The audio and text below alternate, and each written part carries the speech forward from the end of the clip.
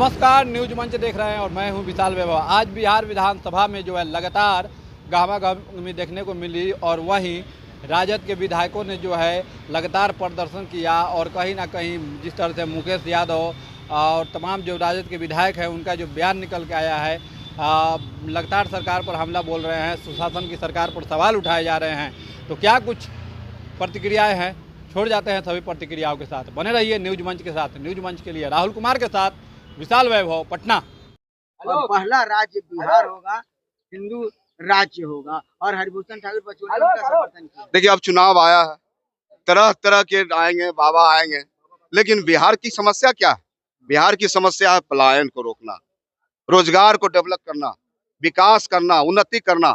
लेकिन जिस प्रकार के बयानबाजी बचौल जी दे रहे हैं, ऐसा लग रहा है कि उनकी मानसिक स्थिति सही नहीं है और उन्हें निश्चित रूप से अपनी माथा का इलाज कराना चाहिए।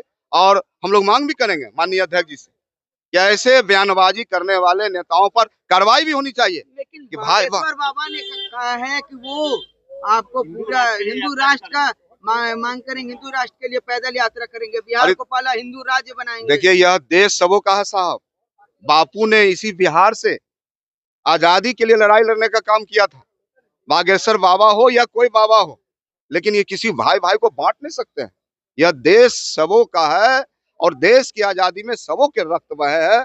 और बिहार तो मांगता है विकास, बिहार तो मांगता है डेवलपमेंट, बिहार तो मांगता है रोजगार। और आने वाला समय में बिहार के नौजवान युवा किसान एकजुट होकर तेजस्वी प्रसाद यादव को बिहार के मुख्यमंत्री बनाए। देश बनेगा हिंदू राष्ट्र, बिहार बनेगा हिंदू राज्य। और बिहार देश तो सबों का है ना, देश सबों का है, बिहार भी सबों का है। सबों के रक्त बहे हैं, चाहे हिंदू हो, मुस्लिम हो, सिख हो, ईसाई है। यह राज्य सबों का है। निश्चित रूप से ऐसे बयान देने वाले लोगों का पागल खाना जाना चाहिए। बाबा ऐसे बयान दे रहे हैं, बाबा ऐसे बयान दे रहे हैं, बाबा को क्या कहेंगे? और बाबा ऐसे बयान दे रहे हैं तो निश्चित रूप से बाबा को सोचना चाहिए। बाबा तो सभी के, बाबा का मतलब होता है हितैषी, मानव धर्म की रक्षा करना, मनुष्य की रक्षा करना। कोई भी बाबा संत का यही उपकार होता है। लेकिन जिस प्रकार के बयानबाजी कर रहे हैं, निश्चित रूप से बिहार देख रहा है। बाबा को कहाँ जाना चाहिए? बाबा को जाना चाहिए, बाबा को आत्ममंथन करना चाहिए। बाबा को शांति में बैठ के पहाड़ के नीचे आत्ममंथन करना चाहिए कि क्या बयान दे रहे हैं। अरे बाबा, यह बिहार साहब सबों का है। बिहार में मुद्दे की बात होनी चाहिए। हॉस्पिटल की बात क्यों नहीं बाबा करते हैं? बाबा हॉस्पिटल की बात क्यों नहीं करते हैं? तो बिहार मांगता है इंसाफ, बिहार मांगता है तरक्की। और आने वाला समय में ऐसे बयानबाज नेताओं का खटिया खड़ा होने वाला है। ये लोग सब राजनीति से बेरोजगार होने वाले हैं।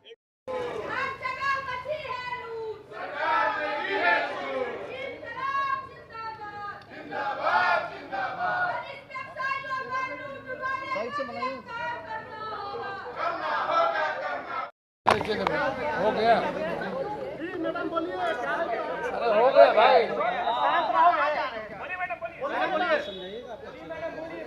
देखिए, सुशासन एक नारा रह गया है, मगर जमीन पर क्या हो रहा है ये बिहार की जनता भुगत रही है।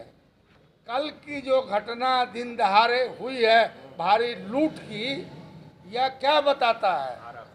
यह सरकार पिटती है कि रामराज है हमारा।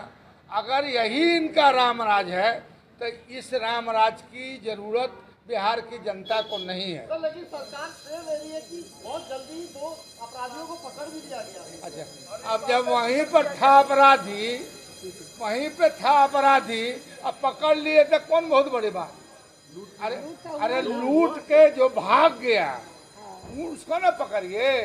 लूट की घटना क्यों हो रही है? लूट का जो भय होना चाहिए वो भय क्यों समाप्त हो गया है? दिन दहाड़े क्यों घटना घट रही है?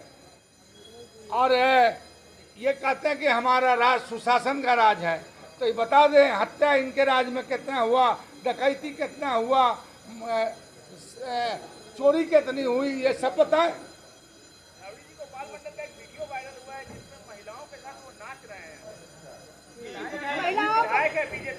अभी इतने हैं, बाद में महिलाओं के पैर में कांटी ठोका गया, ये नहीं दिखाई पड़ा।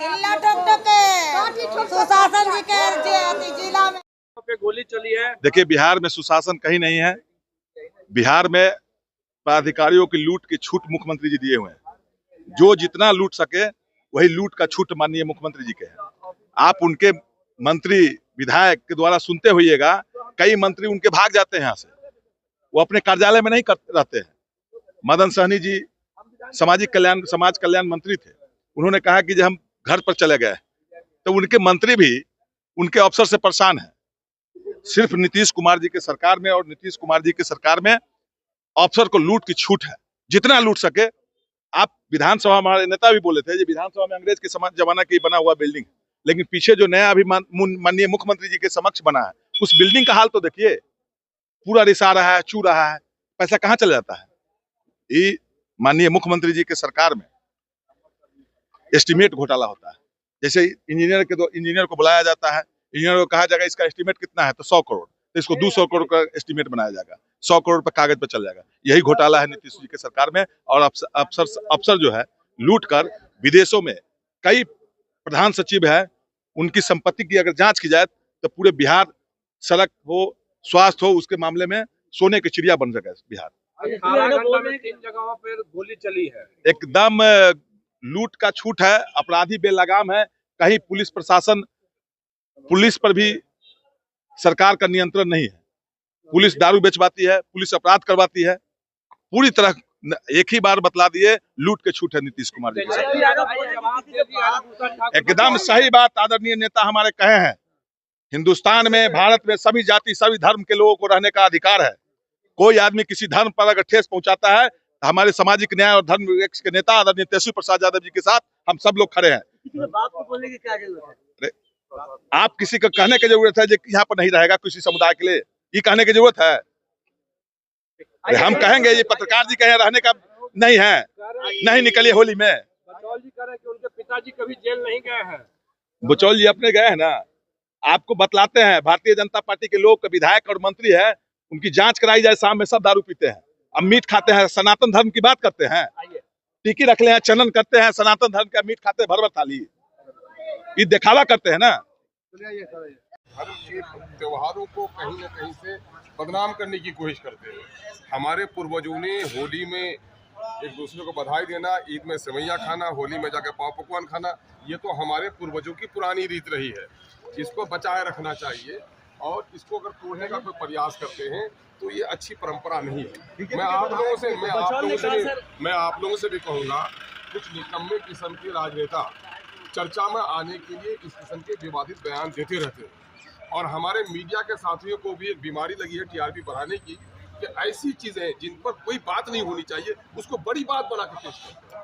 आप चलिए, आप अभी शिवहर में एक राम जी दलित परिवार के आदमी की मौत हो गई, बिजली बकाया था, और बिजली पदाधिकारी है उसका वो काटने के लिए, उसने पैर पकड़ लिया, कहा कि बेटी को बेचो तब बिल अदा करो, और नतीजा अगर लात घूसा मारा हुई उसकी मृत्यु हो गई। वो आपके लिए खबर नहीं है, लेकिन ये छुटभइये भाइयों का ये खबर मैं समझता हूँ कि में आप देख लें, वहाँ ऐसे तो कोई कमी नहीं है, वो मांग रही है। लेकिन पटना यूनिवर्सिटी का जो पठन पाठन का कार्यक्रम है समय होता है। रिसर्च का हमारी बेहतरीन यूनिवर्सिटीज़ में से एक है, और उनको नैक का ट्रेडिशन भी मिला हुआ है, तो उसमें कोई पढ़ाई की गुणवत्ता में कमी नहीं है। बाबा बागेश्वर हैं, आपके गृह जिला पहुंचे थे, या उनसे क्या मुलाकात हुई आपकी? देखिए, हमें वहाँ पदाधिकारियों ने बताया था कि बाबा बागेश्वर जिस दिन आए विधानसभा क्षेत्र में, पहले तो हमने ऑर्गेनाइज किया था उनका। उस दिन हमारे 2 कार्यक्रम थे, एनडीए का एक मीटिंग थी और एक और कार्यक्रम था, तो वो पूर्व निर्धारित कार्यक्रम थे। वहाँ के पदाधिकारियों योजना का जो सकारात्मक प्रभाव पड़ा शिक्षा में, जो छात्राओं के अटेंडेंस में या फिर उनके सशक्तिकरण में,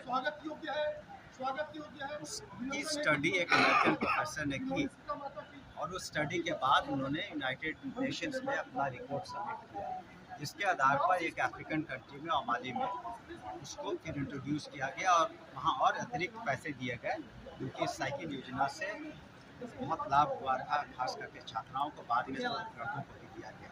तो कुल मिला के शिक्षा में काफ़ी सुधार है, चाहे वो एकेडमिक सेशन हो, रिजल्ट्स हो, चाहे इंफ्रास्ट्रक्चर हो, 74,000 से ज़्यादा स्कूल हैं, और जो नियुक्तियां हुई हैं विशेष करके जो करीब 6 लाख से ज़्यादा आज हर तरह के शिक्षक हैं, 44% महिलाएं हैं, 2,51,000 से ज़्यादा सक्षमता पास करके जो नियोजित शिक्षक थे उन्हें दर्जा दिया गया गवर्नमेंट सर्वेंट्स का।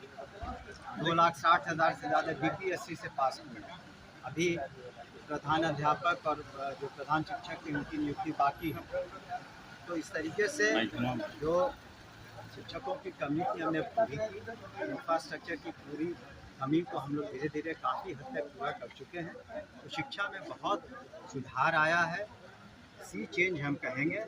बजट 2005 में हुआ करता था 4,400 करोड़ का, आज 62,000 करोड़ से ज़्यादा है। पिछले साल 50,000 करोड़ से ज़्यादा है। हम लोग